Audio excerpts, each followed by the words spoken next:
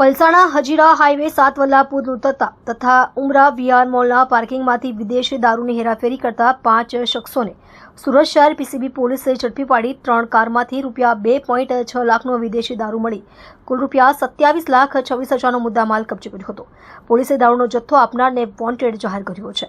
Police સૂત્રો દ્વારા મળતી માહિતી અનુસાર ગત તારીખ 14 ડિસેમ્બર 2024ના રોજ મળેલ બાતમીના આધારે પીસીબી પોલીસે સચિન જીઆઈડીસી પલસાણા હજીરા હાઈવે 7 વલ્લાપુર ઉતરતા રોડ ઉપર તથા ઉમરા વિહાર મોલના પાર્કિંગમાંથી વિદેશી દારૂની હેરાફેરી કરતા આરોપીઓ ભાવિક અરવિંદભાઈ પટેલ, મયંક ઉર્ફે મોન્ટુ હરકિશનભાઈ પટેલ, જીગર કનુભાઈ પટેલ, ચેતન હસમુખભાઈ પટેલ અને મિહિર જયંતિભાઈ પટેલને 3 4 વ્હીલર ગાડી ₹23 લાખ તથા 2,06,950નો વિદેશી દારૂની અલગ અલગ બ્રાન્ડની નાની મોટી બાટલીઓ બિયર તથા 2,20,000ના 6 મોબાઈલ ફોન મળી કુલ ₹27,26,950ની મત્તાનો મુદ્દામાલ સાથે ઝડપી પાડ્યા હતા।